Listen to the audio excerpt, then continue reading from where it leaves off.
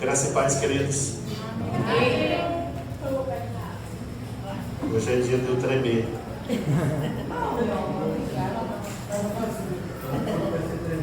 Oh Senhor, Deus é maravilhoso. Nós cantamos esse cântico logo do início. Grande é o Senhor. E quando eu tinha 18 anos, eu estava servindo o exército. E havia uma reunião de uma igreja na estação, não vou me lembrar o nome. Era uma estação do metrô que ficava próxima onde eu descia. E eu saía do exército, eu vinha para a reunião de oração de culto, né? Era um culto que se fazia. Na época tinha tantos jovens, irmãos, tantos jovens naquele lugar que eles ficavam para a rua, não cabia lá dentro. Era um espaço que chamava Centro Professorado Paulista, eu não me lembro a estação do metrô. E a garotada ficava lá. E os pastores, normalmente, né, davam umas sapiadas por lá para catar a moçada, porque a moçada, em vez de ficar lá dentro, ficava lá fora. Mas é porque não cabia, era muita gente. Então, há uns tantos anos atrás aí, eu vi o pastor Ademar de Campos cantando essa música, e cada vez que eu canto, eu me lembro daqueles dias especiais, maravilhosos. Amém? Amém. Eu queria falar com você, compartilhar com vocês hoje um texto de João, capítulo 14. Eu gosto muito de João. João é um evangelho, é um texto muito bom quando você quer evangelizar, porque ele é um texto simples, ele não tem muita colocação diferente, difícil. Ele é um texto fácil de se compreender. E normalmente quando você vai observar aqueles textos que a gente entrega na rua, que hoje já não entrega tanto, mas antigamente entregava mais, era basicamente o texto do Evangelho de João. João fazia esta parte de falar de Jesus. E eu vou ler a partir do verso 16. Tutu, eu pedi número 1, mas a gente vai ficar muito grande, são 31 versículos. Põe 16 para frente, por favor, que fica mais fácil. Amém? Todos acharam? E eu rogarei ao Pai, e Ele vos dará outro Consolador, a fim de que esteja para sempre convosco, o Espírito da verdade, que o mundo não pode receber, porque não o vê nem o conhece. Vós o conheceis, porque Ele habita convosco e estará em vós. Não vos deixarei órfãos, voltarei para vós outros. Ainda por um pouco, e o mundo não me verá mais. Vós, porém, me vereis, porque eu vivo, vós também vivereis. Naquele dia vós conhecereis que eu estou em meu Pai, vós em mim e eu em vós. Aquele que tem os meus mandamentos e os guarda, esse é o que me ama. E aquele que me ama será amado por meu Pai, e eu também o amarei e me manifestarei a ele. Disse-lhe Judas, não os Iscariotes: de onde procede, Senhor, que estás para manifestar-te a nós e não ao mundo? Respondeu-lhe Jesus: se alguém me ama, guardará a minha palavra, e o meu Pai o amará, e viremos para ele e faremos nele morada. Quem não me ama, não guarda as minhas palavras, e a palavra que estáis ouvindo não é minha, mas do Pai que me enviou. Isto vos tenho dito, estando ainda convosco. Mas o Consolador, o Espírito Santo, a quem o Pai enviará em meu nome, esse vos ensinará todas as coisas, e vos fará lembrar de tudo o que vos tenho dito. Deixo-vos a minha paz vos dou, não vou lá dou como o mundo a dá. Não se turbe o vosso coração, nem se atemorize.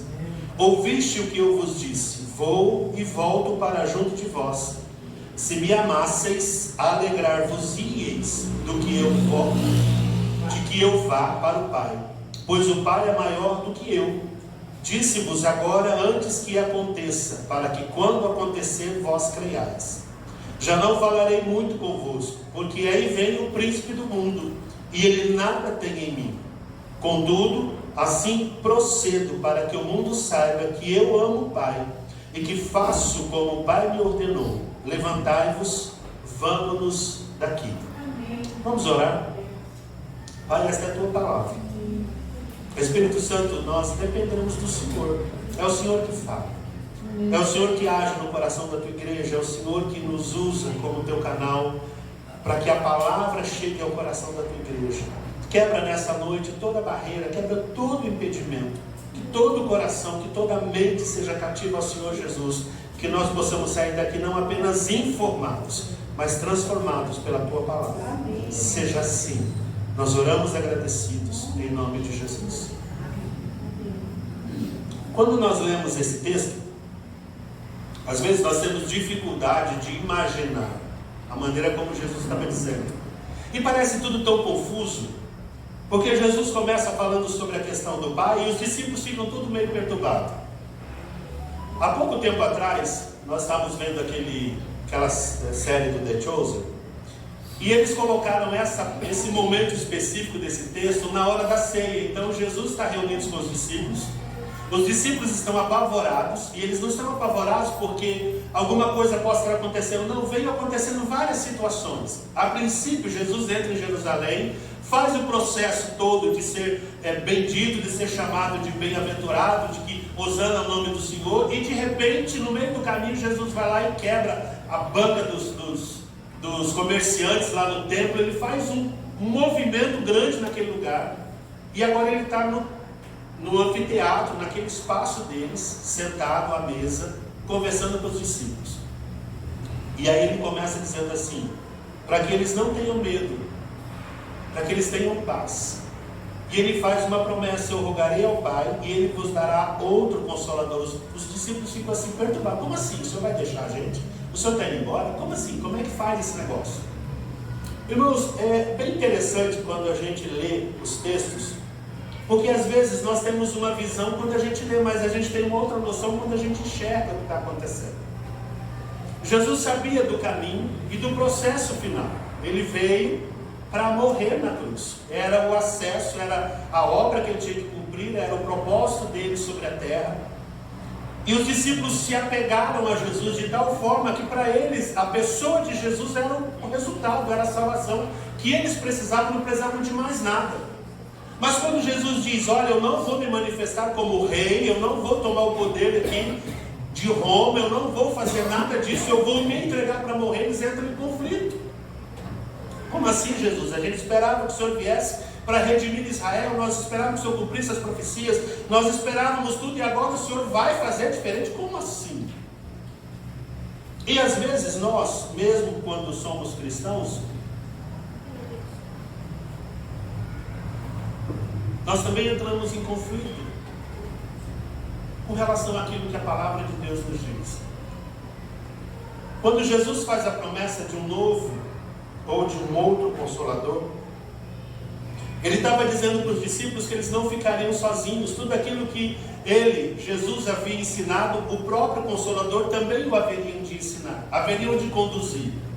E aí eu quero que você pare um pouco e observe que quando Jesus faz essa promessa, ele vai dizendo muitas coisas para garantir que o coração dos discípulos estivesse firme, estivessem convictos. Ele faz todo um processo de conversa para tirar qualquer dúvida, para tirar qualquer dificuldade.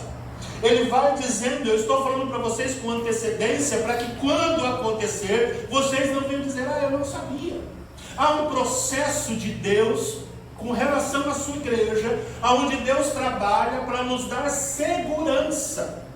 Deus nunca trabalha com dificuldade, Deus nunca trabalha com confusão, Deus nunca trabalha com meias verdades. É por isso que Jesus se diz: eu sou o caminho, eu sou a verdade, eu sou a vida. Não há uma dupla realidade, não há uma outra situação, e nós como cristãos precisamos nos apegar a essas verdades.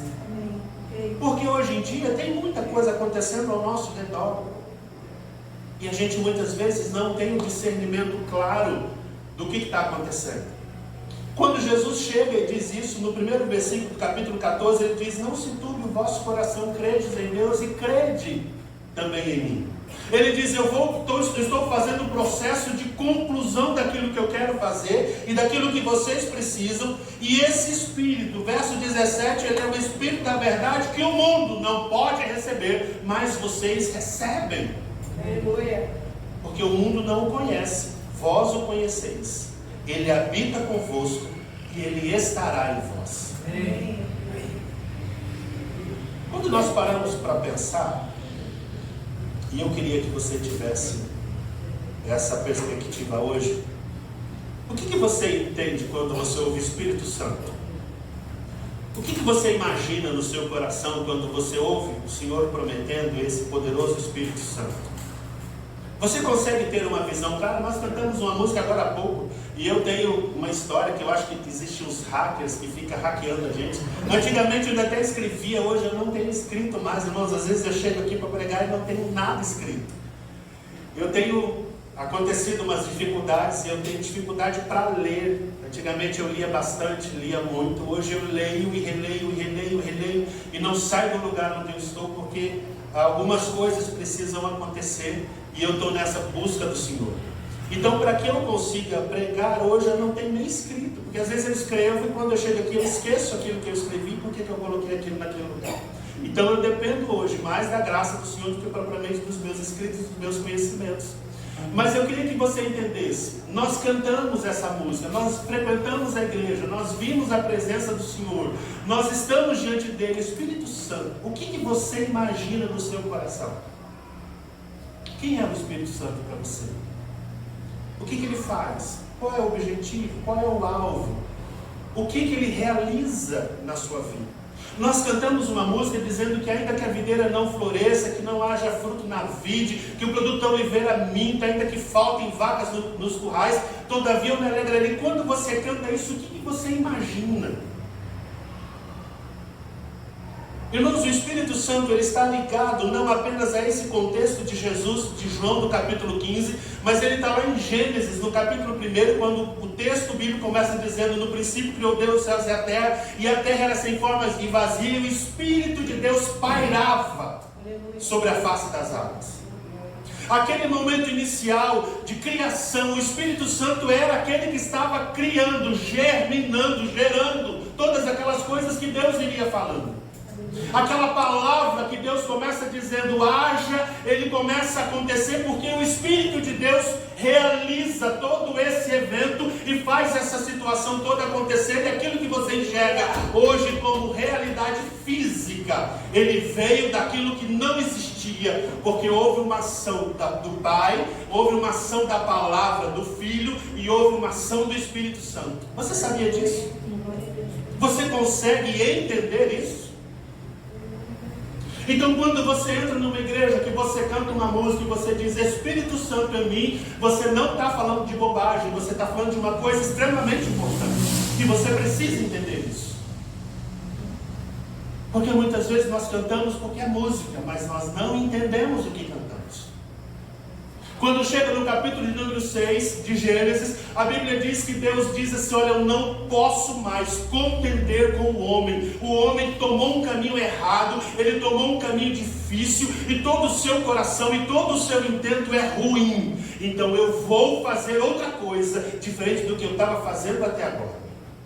E Deus então prepara o dilúvio, porque ele disse: eu não vou mais contender com o homem.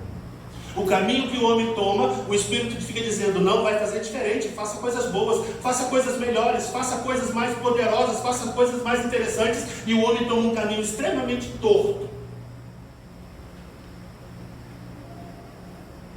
Um escritor chamado Adalto Lourenço, ele era um cientista e era criacionista.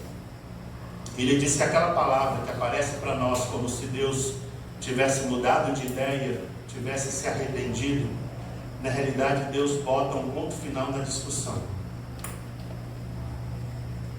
Deus diz: olha, você não quer, eu quero assim, você não quer, então vamos resolver a questão, e resolve.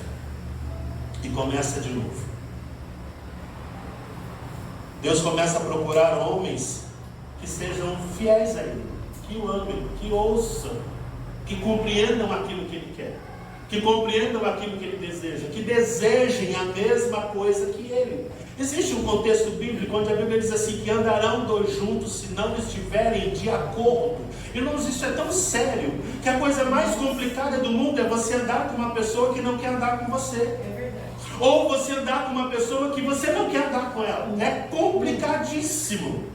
Porque não existe a possibilidade de um coração ser mudado porque eu quero. Eu quero que a Lúcia ande comigo porque eu quero. E não dá, às vezes o coração dela não é igual ao meu. Mas se o coração dela resolver andar comigo, não importa a minha situação, nós vamos andar juntos.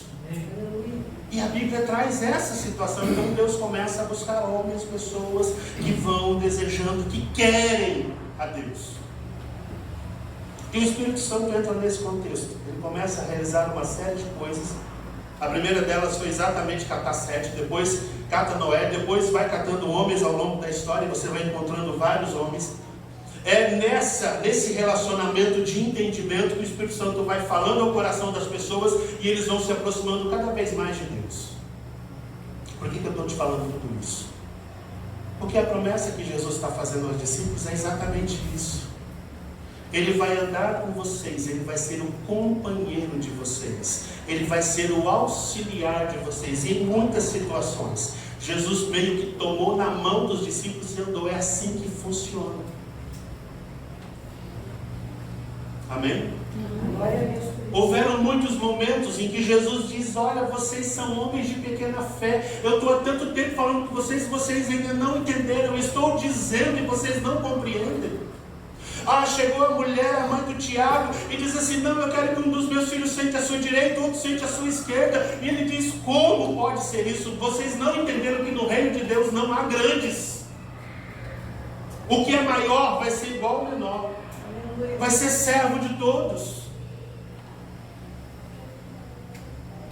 Ele vai trazendo essa realidade para o coração dos discípulos de tal forma e de tal maneira que é muito interessante. Mas para você andar com Deus, você tem que ouvir o Espírito. Não tem outra forma. Você sabe por que nós somos pessoas e nós temos situações? Cada um de nós somos criados em circunstâncias muito diferentes. Eu sou cearense, eu vim do Ceará. A Lúcia, minha esposa, é do Paraná. A minha realidade do Ceará, a vida de um nordestino, ela tem muito diferente da realidade de um paranaense. A família dela foi criada, desenvolvida, crescida, trabalhada dentro da horta, dentro das plantações de café, dentro daquela realidade meio tradicional, daquele pessoal que veio da Itália, daquele pessoal que tem uma maneira de pensar. E aquela forma de pensar é a forma que foi colocada sobre ela. Como da mesma forma, eu vindo do Nordeste, a mesma coisa aconteceu comigo. A forma que se pensa lá, a maneira como é realizada lá, foi colocada sobre mim. E quando a gente encontra com Jesus, que era o que aconteceu com os discípulos, a gente começa a conflitar com tudo aquilo que ele fala conosco. Você vai olhar isso em cada personagem desde o início. E às vezes nós temos que sair da nossa terra. Nós temos que sair da nossa zona de conforto. Nós temos que sair da nossa segurança. Quando Deus chega para Abraão, e diz assim: Abraão, sai da tua terra, da tua parentela e vai para uma terra que eu te mostro. Deus estava fazendo exatamente isso. Eu não sei se você nunca imaginou, mas quando você é de uma família que o povo te conhece, a sua realidade ali, o povo olha para você e diz assim: será que ele é crente mesmo? É nada, vai ver que ele só está fingindo. E a Bíblia diz assim, que o profeta não tem honra senão na sua própria pátria. Não é assim? Ele tem honra, mas na pátria dele não tem. Um detalhe interessante: quando Jesus está trabalhando e passando em Nazaré, é o lugar que ele menos faz milagre, porque o povo não acreditava nele. Pode vir alguma coisa boa de Nazaré?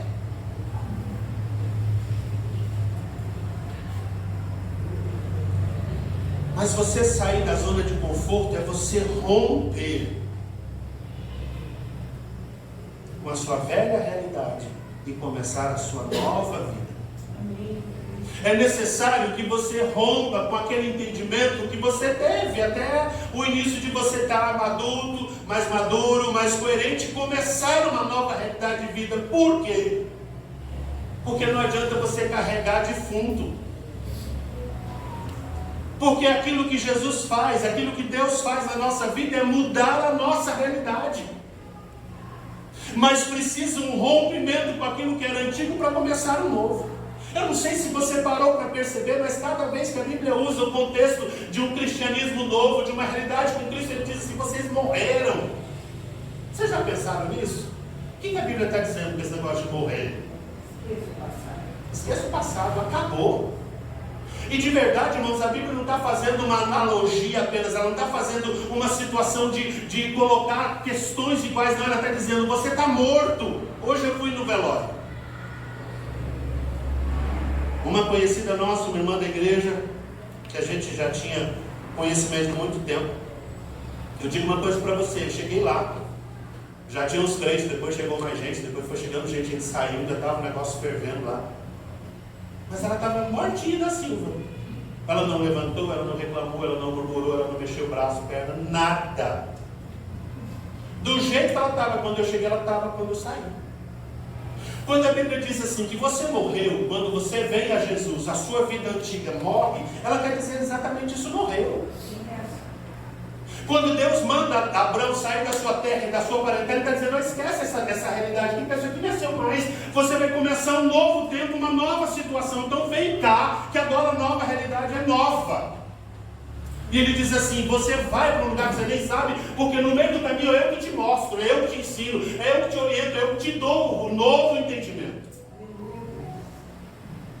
Só que nós às vezes saímos e vimos para Jesus, nós mantemos uma mentalidade do mundo. E mentalidade do mundo não é só questão a pecado. Mentalidade do mundo não é só questão às coisas erradas. Mentalidade do mundo não é sobre aquelas situações apenas que a gente vivia antes, mas a gente vive uma vida onde nós temos um pé na presença do Senhor e o outro pé numa realidade que não é mais nossa. Se eu morri, eu preciso estar morto, irmão. Eu morri para o mundo. Eu morri para as coisas que o mundo tem. Só que existe um detalhe: se eu vou viver a nova vida, eu preciso entender que nova vida é essa. Tem muita gente que sai do Brasil e vai morar na Europa, vai morar em outro país. Quando ele chega lá, se ele não tiver uma perspectiva de que ele vai lá para crescer, ele mantém as mesmas atitudes que ele mantinha no Brasil, lá. Existem umas leis que agora foram criadas e estão sendo bem cogitadas, o pessoal tem falado muito, porque muita gente que vai para outros países quer fazer lá no outro país as coisas que eles fazem aqui. Eles querem ser espertos lá como eles eram espertos aqui. E esse esperto não é aquele esperto coerente que eu vou lá fazer alguma coisa diferente. Não, é esperto que eu quero ser, ganhar nas costas dos outros. Eu quero ter vantagem. Eu quero fazer aquilo que me favoreça. E as leis de lá não são iguais às daqui. E aí as pessoas vão dizer: não, mas agora eu estou sofrendo.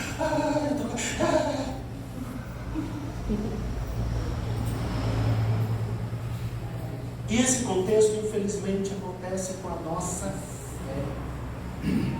Nós vimos para Jesus, mas nós ficamos dependendo de uma mentalidade, de uma realidade humana, mundana, antiga.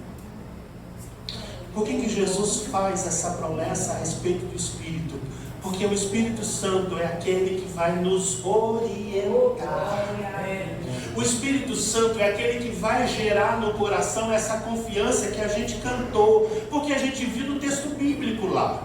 Quando o profeta começa a dizer: olha, ainda que não haja fruto na vide, ele está falando de uma perspectiva que ele estava vivendo. Mas quando é a nossa realidade, é o Espírito Santo que nos ajuda a olhar para essa circunstância e dizer: não, eu vou vencer porque diante do Senhor eu sou filho. E como filho eu tenho acesso às bênçãos do Senhor e eu avanço e venço. Não é eu entro em crise. Não é eu desmonto. Não é eu fico desmilinguido. O detalhe mais engraçado é que essa pessoa do Espírito Santo, ele não é uma pessoa qualquer, ele não é um vento, ele não é uma eletricidade, ele não é uma realidade, ele é uma pessoa que pensa, que age, que fala. Só que agora, porque você aceitou a Jesus, Ele mora em você. Glória.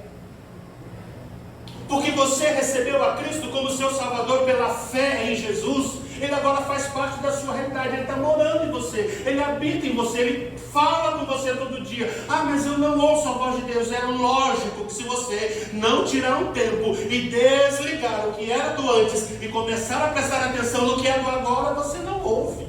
É óbvio. Porque o Espírito Santo não é uma música de funk. O Espírito Santo não é aquela realidade barulhenta. Ele é alguém que conversa com a gente no nosso íntimo. A voz dele é real. Ah, pastor, mas não é. Eu não tenho isso. Não, tem sim. Porque se você não tiver, minha Bíblia está mentindo. Minha Bíblia não pode mentir. Então que seja mentiroso todo homem, toda a palavra de Deus seja verdadeira. Amém. Mas você precisa sintonizar o seu rádio, a sua mente, o seu coração e começar a ajustar. Pô, peraí, como é que faz? Irmãos, vocês acham que nós fazemos as coisas que fazemos na igreja por brincadeira? Quando a gente promove uma reunião de oração, quando a gente chama vocês do jejum, quando a gente chama vocês da intercessão, quando a gente prega, quando a gente lê, vocês acham que tudo isso é balela? É por graça? Ah, pastor, não tem o que fazer. Vocês acham que eu não tenho o que fazer? Mas por que nós fazemos? Porque vocês são filhos. Nós somos filhos. E como filhos, os mais velhos cuidam dos mais novos. Mas os mais novos não podem continuar mais novos. Os mais novos têm que começar a funcionar como mais novos, mas crescer, se tornar mais velhos. E por que eu estou falando com vocês hoje? Essa semana eu estava ouvindo uma postagem. Tem uma ela não é psiquiatra, ela é neurocientista. Ela tem bastante postagem na internet, ela fala muito sobre família, algumas coisas assim, bem comuns. E eu achei engraçado uma coisa que ela falou esses dias que eu achei. E ela disse assim: a gente tem que aprender a falar o óbvio. E aí eu falei, não, vou ouvir, né? Vamos ver o que ela está falando. E ela estava falando justamente disso. Filho, se você tirou o guarda, se você vai levantar, se arruma a cama, se você vai sair, você bota as coisas no lugar, o que você faz? Ela falou, você precisa dizer o óbvio, porque a gente acha que é óbvio que todo mundo vai entender. E não é assim. E eu estou começando a entender essa consciência dela, essa colocação dela que eu achei muito legal. Veja no verso 17, ele diz assim, verso 18, eu não vos deixarei órfãos. O coração dos discípulos, aquela realidade de Jesus, quando eles pensavam em Jesus se ausentar, eles falaram, não, vamos ficar órfãos, vamos ficar sem ninguém, vamos ficar sozinhos. Mas ele diz assim, não, vocês não vão ficar órfãos, porque eu vou, mas eu volto para vocês. Irmãos, nós como cristãos, à medida que avançamos na vida cristã, nós precisamos criar raízes.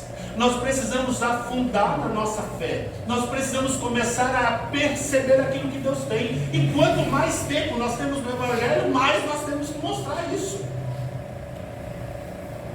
Não é uma situação de eu falar, não, mas sabe o que é? Não. Isso é a religião que faz. A religião é que traz tudo pronto para você, como se fosse uma marmita. Jesus manda você ir buscar. A palavra é essa, vai e busca.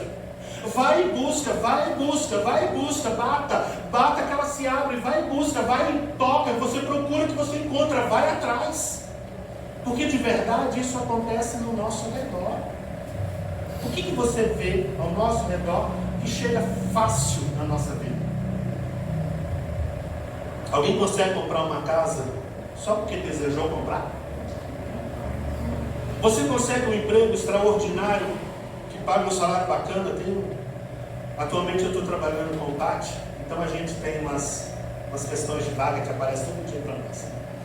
E aí eu tenho uma estagiária não, uma assistente social, que ela passava na minha sala e falava assim, você já arrumou um emprego para mim? Eu falei, mas você já está trabalhando aqui, que você quer mais emprego? Mas eu quero um emprego de 9.000. Eu falei, olha, eu vou arrumar. Por enquanto é 1.900, serve? Mas por que a gente faz isso? Porque a gente precisa perceber que nada chega na nossa mão de qualquer forma. Mas a gente precisa começar a acordar, puxa vida, se eu vou fazer uma casa, se eu quero fazer uma casa, ou eu faço uma poupança ou eu compro uma carta de crédito. Eu não posso achar que alguém vai chegar e falar assim, não. Eu preciso começar a buscar aquilo que eu preciso caminhar em direção àquilo que eu preciso. Isso não pode parar no meio do caminho. Tem dias que eu vejo a irmã Preciosa andando lá na esteira. Você já parou para pensar? Eu vejo, ou já vi.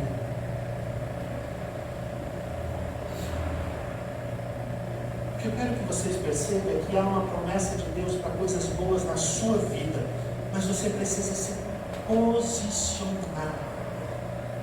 E o posicionamento exige que você saia da sua realidade de tranquilidade e se coloque diante de Deus e diga assim, Deus, vamos ter uma conversa aqui nós dois e acertar os ponteiros. Porque de verdade a promessa que Jesus estava fazendo era exatamente essa. O Espírito Santo viria para guiá-los. E deixa eu dizer uma coisa para vocês. Esse detalhe é apenas o início. Isso aqui ainda não tinha acontecido. Ele estava só prometendo. Ele vai dizendo que naquele dia vós conhecereis, versos 20, que eu estou no meu Pai. A presença do Espírito Santo na vida dos próprios discípulos era um cumprimento da promessa e da palavra de Deus que iria incluir a ideia, o entendimento deles com relação ao fato de que, olha, pelo fato de ele estar em Cristo, pelo fato de eu estar em Cristo, pelo fato de eu receber de Jesus, pelo fato de eu ter recebido o Espírito Santo, tudo se conclui, porque isso é a conclusão do que está lá, das promessas que foram feitas no passado. Porque quando Jeremias profetiza, capítulo 33, 31, 33, ele diz assim, olha, eu vou escrever a palavra na sua mente e no seu coração. É a promessa. Mas como é que vai fazer isso se a presença do Espírito não estiver em nós? Quem vai escrever? Mas quando você recebe a presença do Espírito Santo sobre você, você consegue entender e ler a palavra. Detalhe, um fato extremamente necessário. Verso 21 ele diz assim, aquele que tem os meus mandamentos e os guarda. O que é guardar, irmão? Se eu pedir para você guardar alguma coisa, o que você vai fazer? Obedecer. Não pode deixar jogado. Obedecer, não pode deixar jogado. O que mais? O que um guarda faz? Vigia. O que um guarda faz além de vigiar? Protege. Deixa eu te perguntar uma coisa. A frequência igreja ela é boa no contexto de unir a cada um de nós. Mas quando nós reduzimos a nossa vida espiritual apenas à frequência igreja, a gente deixa de cumprir essa palavra que Jesus está dizendo. Porque o guardar quer dizer que está comigo, por isso que eu vou guardar. Guardar tem a ver exatamente com proteger, mas eu não posso proteger se eu não achar que aquilo é importante. Nós estávamos lá com os pastores no passeio com os jovens, e de repente minha filha liga e diz assim, vocês deixaram eu trancar dentro de casa. Aí eu falei, achei que tá risada. Eu falei, Lúcia, você está brincando comigo? Não, o João está falando que ela ficou trancada dentro de casa. A minha chave está aí no carro. Aí eu pergunto para vocês, ela guardou? Não. E quantas vezes nós ficamos dizendo, não deu certo. E aí? Até quando? Até quando? Até quando? Nós precisamos começar a entender, olha o verso 21. Aquele que tem os meus mandamentos e os guarda. O que está escrito o seguinte aí? Esse é o que? Você lembra quando a gente começou falando sobre aquele acordo de andar do justo se não tiver de acordo? As principais razões pelas quais duas pessoas se separam são os desacordos. Você já imaginou isso? E às vezes não precisa ser um desacordo extraordinário, aquela briga extraordinária que move. Não, às vezes são os pequenos desacordos. que vão acontecendo ao longo do tempo. Elas se tornam pedras no sapato. E não precisa você ter uma rocha dentro do sapato. Se você tiver uma pedrinha, você ganha um calo que vai virar uma ferida enorme. Amém? Está todo mundo comigo? Vocês estão acompanhando? Agora você imagina essa questão. Se guardar a palavra é o que diz, ou o que demonstra que eu amo a Deus, eu vou perguntar para você, você tem guardado a palavra? Ou você está como a minha filha, mãe, eu esqueci, está dentro do carro. Aí o texto diz assim, esse é o que me ama. E aí o verso conclui, e aquele que me ama será amado pelo meu Pai. E eu também o amarei e me manifestarei a ele. Sabe o que é a palavra manifestação a ele? É aquela dificuldade que a gente diz assim, não, mas ora comigo, se você orar, Deus responde, eu não respondo. É esse detalhe aqui. A manifestação que nós esperamos de Deus são as respostas às nossas orações. Que às vezes elas não vêm porque a gente não cumpre esse verso. E aí eu não estou falando para vocês ficarem com o coração pesado e nada disso. É assim, rapaz, vamos começar a ajustar o nosso detalhe, a nossa realidade. Vamos começar a ajustar o nosso Waze. Vamos começar a ajustar o nosso Google Maps. Só um detalhe. Não é para você entrar em crise. De jeito nenhum, isso não faz diferença. O que eu preciso que você entenda é que essas respostas que você precisa de oração, essa manifestação de Deus, essa presença de Deus na sua vida, ela vai acontecer a partir do momento que você ajustar a sua corrida com o Senhor e você deixar as coisas no mesmo patamar. A coisa funciona. Porque o propósito de Deus não é te enganar. O propósito de Deus não é te iludir. Não é essa a realidade. E era exatamente o que Jesus estava dizendo para os discípulos: vocês fiquem firmes, porque não é isso que eu quero para a vida de vocês. Mas vocês precisam começar a perceber. Verso 23: se alguém me ama, guardará a minha palavra, e meu Pai o amará. E viremos para ele e faremos nele morar. Irmãos, há um detalhe interessante, porque esse verso nos fala de uma situação que às vezes a gente não entende. O fazer morada em nós é só uma parte do processo. O Espírito Santo vem e nos convence do pecado, da justiça e do juízo. O Espírito Santo convence a gente que a gente está errado. É o Espírito Santo que diz assim: José, você pecou, cara, você precisa tomar uma atitude diferente, você precisa mudar o rumo da sua vida. Aí eu digo assim para ele: sim, Senhor, eu concordo com o Senhor. E aí eu vou em direção qual? A dele. Ok? Se eu tomar a direção contrária, não adianta eu dizer sim, Senhor, eu concordo, e continuar fazendo errado. Não dá certo. Mas se eu vou dizer sim, Senhor, e começo a fazer aquilo que Ele está mandando eu fazer, eu começo a caminhar com Ele. Aí o verso diz assim, que é o verso que a gente estava lendo: se alguém me ama, guardar a minha palavra, meu Pai o amará, e viremos para Ele e faremos dele morada. O que isso quer dizer? A morada de Deus quer dizer que a presença dele fará parte da sua realidade de vida. Que isso, pastor? Exatamente isso. Por que você acha que depois lá no livro de Atos, a gente não leu esse texto, mas está lá quando Paulo começa a pregar, a Bíblia diz que ele vai passando e a sombra dele começa a curar. Era ele que estava curando as pessoas? Era exatamente o cumprimento dessa palavra. Irmãos, nós não somos chamados para ser religiosos, nós somos chamados para carregar a presença de Deus. E isso não é responsabilidade do A, do B, do C. Não adianta a gente ficar contando historinha. Porque é a nossa realidade. Nós somos chamados para isso. Como filhos, nós somos irmãos de Jesus. E nós somos colocados na mesma dificuldade, na mesma questão que Ele, na mesma posição que Ele. Quando nós andamos na presença de Deus e cumprimos a Sua palavra, é o que o texto está dizendo, Ele também cumpre a sua conosco e a presença dEle caminha conosco. É por isso que Ele fez uma promessa: eu não deixarei vocês de modo nenhum. É assim que conclui, é assim que se cumpre essa promessa.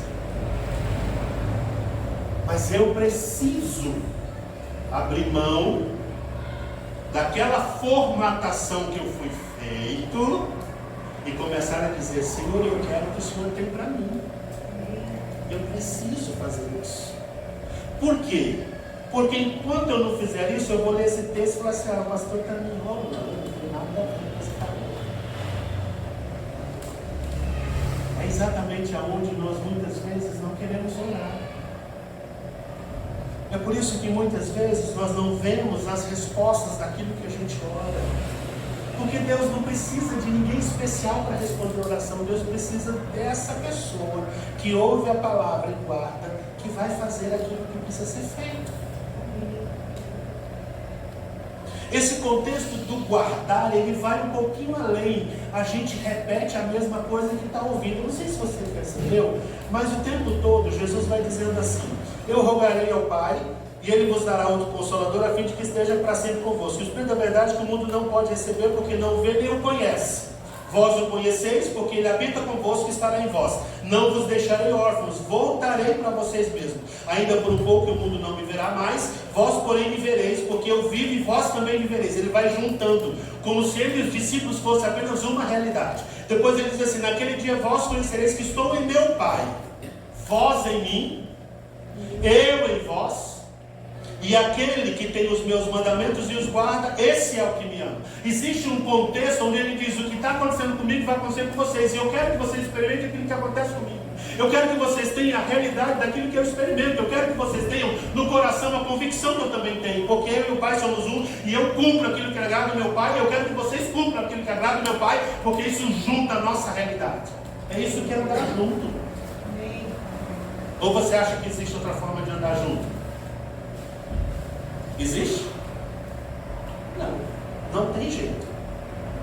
E ele diz assim: se alguém me ama, guardará a minha palavra, e meu Pai o amará. O que tem a ver o fato de ele guardar a palavra, os discípulos guardarem a palavra de Jesus e o Pai no meio do negócio? Porque ele e o Pai são um. Quando ele ora no capítulo 17, aí eu queria que você só desse uma ouvidinha nisso aqui. Lá no final dos versículos, capítulo 17, versículos 25 a 28, diz assim: Pai justo, o mundo não te conhece, eu porém te conheci, e também estes compreenderam que tu me enviaste. Eu lhes fiz conhecer o teu nome, e ainda o farei conhecer, a fim de que o amor que me amaste esteja em mim e eu nele. Qual é o propósito de Jesus na oração? Que nós, como cristãos, e os discípulos, no caso era a situação, experimentem aquilo que estava no coração dele. Qual é a forma de fazer isso? Se houver unidade. Como é que um pai, ao sentar na sua mesa e comer um manjar gostoso, divide com o filho? Quando isso acontece? Quando o filho está sentado na mesma mesa. Não tem outra forma. Quando você come uma comida boa, quente, feita na hora, e o seu filho está ali, ele come da mesma coisa que você está comendo, ele desfruta da mesma coisa que você está desfrutando. Mas se ele está fora, se ele está lá longe, ele vai voltar de tarde, de noite. Quando ele chegar, aquela comida não vai ter o mesmo sabor que tinha, porque aquela comida não é só sabor. Aquela comida na própria experiência da pessoa que estava sentada, com ele ali compartilhando, dividindo e saboreando aquele momento. Essa é a mesma coisa que Deus quer dividir com você. Amém. Ele está te chamando para sentar à mesa com Ele e comer aquilo que Ele está te dando, porque o que Ele tem é muito melhor do que aquilo que você pode imaginar. Mas você precisa dizer: eu quero. Eu quero. Minha hora já foi embora e eu vou para o versículo 15. Capítulo 14, versículo 15 não, desculpa, irmãos. Versículo 26. Mas o Consolador, o Espírito Santo, a quem o Pai enviará em meu nome, esse vos ensinará e vos fará lembrar de tudo que vos tenho dito. Irmãos, a gente, como cristãos, a gente trabalha muito com a questão de seminário de estudo, teologia, e tem muito dessa conversa. Mas o contexto teológico, o contexto bíblico, não é só teologia. O contexto bíblico, ele vai além disso. E ele chama a nossa atenção porque a proposta do Espírito Santo é nos auxiliar a entender. Entender o que, pastor? Entender o que a Bíblia está sendo dita. Porque você sabe quem foi que fez a Bíblia? Alguém sabe? Alguém sabe? O próprio Espírito Santo. A pessoa que escreveu a Bíblia foi o próprio Espírito Santo. A parte mais simples da questão, irmãos, é que ele pode ensinar aquilo que eu não sei. Porque eu estou lendo aqui, mas quando ele traz para o meu coração, como assim? E essa é uma experiência própria dos filhos. Ninguém pode experimentar isso a não ser você. Veja só, no capítulo 1 de Efésios, versículo de número 15, a gente não vai, eu só vou mencionar para vocês entenderem. A oração de Paulo pelos cristãos, ele diz assim: por isso também eu, tendo ouvido a fé que há entre vós no Senhor Jesus e o amor para com todos os santos, não cesso de dar graças por vós, fazendo menção de vós nas minhas orações. E qual era a oração dele? Que o Deus de nosso Senhor Jesus Cristo, o Pai da glória, vos conceda espírito de sabedoria e de revelação no pleno conhecimento dele. Por que conhecimento dele? Porque tem muita história que a gente absorveu ao longo da forma. Lembra da forma que a gente foi feito? A gente carrega muita coisa daquela forma. E tem coisa que não é nem verdade, mas a gente absorveu porque os nossos pais diziam, porque a nossa família dizia, porque o professor disse, porque o fulano disse, porque o Beltrano disse, aí a gente carrega aquele negócio todo. Só que quando Paulo ora, ele diz assim: eu oro para que o Deus nosso, de nosso Senhor Jesus Cristo, o Pai da glória, vos conceda espírito de sabedoria e de revelação no pleno conhecimento dele. Sabedoria nos livra dos problemas. Sabedoria nos impede de meter o pé na jaca e depois a gente chorar o que foi o leite derramado.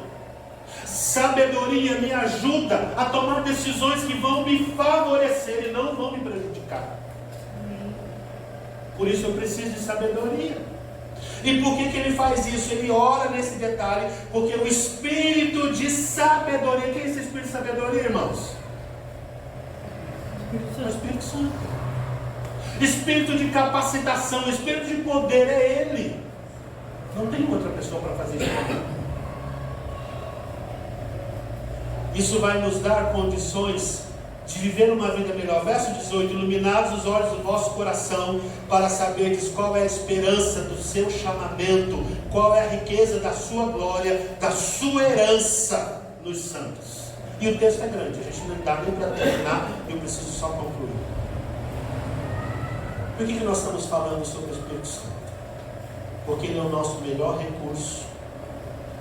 O Espírito Santo não está lá para nos acusar. O Espírito Santo não está lá para nos punir. O Espírito Santo não está lá para nos deixar na mão. Ele está lá para nos ajudar. E essa ajuda é uma ajuda que eu preciso. Irmãos, eu não sou bom. Como eu disse para vocês, alguns anos atrás eu lia muito. Hoje eu não consigo ler.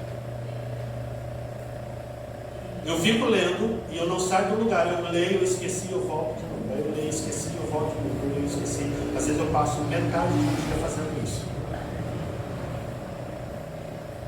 Parece fácil, né? Mas é complicado. Eu preciso que vocês entendam que o Espírito Santo existe na sua vida para te dar paz. Que aquela realidade de você precisar todos os dias tomar remédio não é a realidade da sua vida. Porque é Ele que te dá paz. Ele diz exatamente no verso 17: deixo-vos a minha paz vos dou, e não dou como o mundo dá. Não se perturbe. A única forma de você não ter um coração perturbado é você ter a presença do Senhor nele. Pelo Espírito Santo, toda essa composição que nós falamos hoje, ela é realidade, ela não é história da carochinha. mas ela precisa ser vivida por você, senão ela só fica como se fosse um conto de fadas. Se você perceber o texto que o pastor leu do livro de Atos, ele vai ter um outro momento em que os discípulos estão presos e cantavam.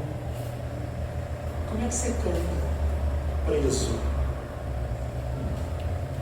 Como é que você canta numa condição extremamente difícil? Quando toda a sua perspectiva não existe. Só se de verdade essa presença do Senhor for realidade no seu coração, senão não tem jeito. E aí eu quero terminar essa palavra hoje dizendo assim: pastor, como é que nós faz? Comece a tirar o lixo. Comece a tirar aquela forma que você se formou. Você sabe que às vezes a gente guarda questões que não tem nem mais nada a ver, porque a gente já não é mais aquela situação, a gente não está vivendo mais aquilo, a gente está vivendo uma vida nova, mas a gente vive com o reflexo daquilo. Ai, me maltrataram. Já passou, faz anos. Eu preciso abandonar isso, dizer: Senhor, eu rejeito isso do meu coração.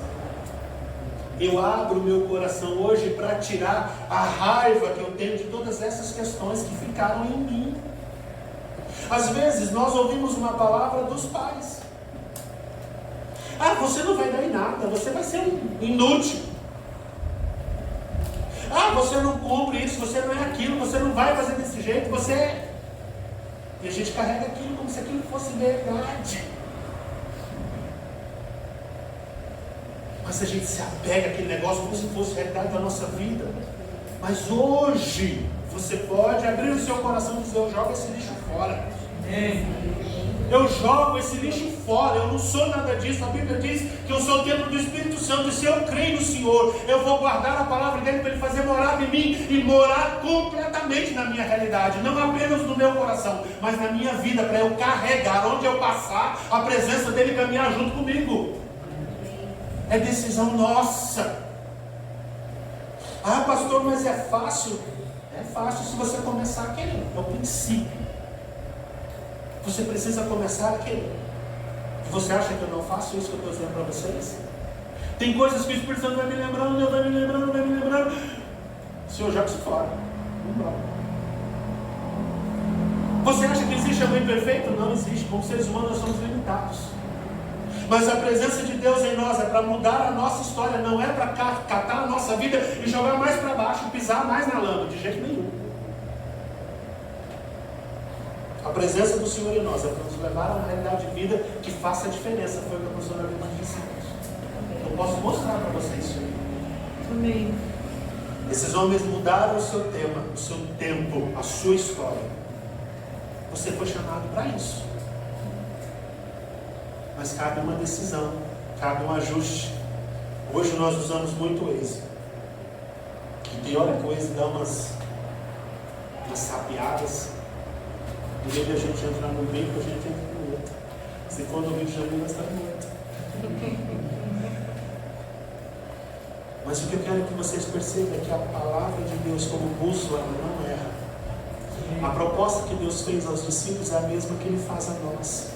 O objetivo de Jesus ao levar os discípulos a experimentarem aquilo que o próprio Jesus experimentava estava real lá e é real para nós hoje, porque no começo de Atos, antes de Jesus subir ao céu, ele assopra sobre os discípulos. E os discípulos viram uma bênção na presença do Senhor. Há uma história que diz que João, quando vai para a ilha de Patmos, ele não vai direto para a ilha de Patmos em primeiro lugar. Mas ele é atribulado, ele é preso, ele é judiado, botaram ele numa cisterna, numa panela de óleo quente. E ele não morreu. E o último recurso que fizeram foi colocar ele na ilha de Patmos, porque foi um dos últimos que sobrou. Há uma proposta de Deus para você. Não é uma proposta religiosa, é uma proposta de mudança de vida. Você precisa começar a abandonar essa parte e receber esta. Jesus, eu sou teu e eu quero ser teu definitivamente. Jesus, eu sou teu e eu quero que a sua palavra reine no meu coração. Eu estava explicando para o pastor ontem na reunião que a gente estava, no tempo que a gente estava conversando. E quando é que alguma coisa sai e vira nosso? Quando você domina aquilo e aquilo vira hábito. Às vezes a gente está dirigindo o carro e a gente começa a misturar os pedais, porque a gente é novo na direção. Mas há um momento em que a gente faz isso tão naturalmente que você já nem pensa no que está fazendo. O próprio corpo reage naquela situação e você faz o que precisa ser feito. Eu acredito que isso aconteça na questão da comida. Fazer a comida, a gente já põe a quantidade, já faz a água, já faz ali o esquema, já faz o cálculo. Isso funciona tão naturalmente. Mas para quando a gente não sabe, meu Deus, quanto que eu preciso disso? Ai, vou pesar, ai, quanto horário. Quando você aprende, não precisa mais nada disso, não é assim? A gente diz que aquela realidade se tornou parte de quem está fazendo. Como é que a palavra começa a fazer parte da sua vida? Quando ela sai daqui e entra para cá. Quando ela muda de lugar. A Bíblia diz que a lei do Espírito da vida te livrou da lei do pecado da morte. A presença de Deus em você dá a condição de você viver uma vida diferente do que você vive hoje. Com resposta de Deus, com presença de Deus, com capacitação de Deus para tudo que você precisar. Mas depende de você. Amém? Amém. Vamos orar? Amém. Eu quero que você feche os seus olhos. Nós cantamos uma música hoje e nós dizemos: Senhor, eu vou confiar em Ti. E confiar é cortar as pontes. Eu não tenho que voltar para trás, eu não tenho que recomeçar nada. É começar um caminho novo. A Bíblia diz que você morreu para o mundo e você tem uma nova vida com Cristo. Diga: eu vou viver para Cristo. Porque essa é a minha vida, essa é a minha realidade com Ele. É o meu alvo é Cristo. E nós vamos orar. Pai, nós oramos nessa noite, clamando a Ti pela Tua presença sobre a vida da Tua igreja. Espírito Santo, que o Teu poder libere e liberte o Teu povo nesta noite, de todo e qualquer empecilho e de toda e qualquer barreira. Para que o Teu povo experimente essa Tua palavra. Não é porque eu falei, mas é porque está escrito, era o que Jesus prometia para os discípulos, era aquilo que precisava acontecer e que de verdade veio acontecer. Porque quando o Senhor volta, apenas 40 dias o Senhor permanece com eles, mas depois desses 40 dias a vida deles transforma o mundo onde eles estavam vivendo, e ninguém foi capaz de resisti-los. Então gera no coração da tua igreja esta convicção das grandes coisas que o Senhor tem para realizar no coração e na vida de cada um, porque o nosso tempo é um tempo que precisamos enxergar o Senhor. Nós precisamos ter, ó Deus, o nosso objetivo voltado para Ti. Nós precisamos ter o nosso coração firmado no Senhor, porque nós queremos chegar à Tua presença, não como quem perdeu, não como quem passou no deserto, não como quem sofreu no meio do caminho, mas como vitoriosos, ó Pai, segundo diz a Tua palavra. A Tua palavra diz que os Teus servos estarão na Tua presença cantando santo, santo, santo, santo é o Senhor Deus Todo-Poderoso, porque o Senhor comprou de todas as nações, de todas as tribos, de todas as línguas, homens para Te servirem e para Te honrarem. Que seja assim a vida da Tua igreja, que seja assim a minha e a vida de cada um dos Teus filhos nesse dia. Nós oramos agradecidos em nome de Jesus. Amém.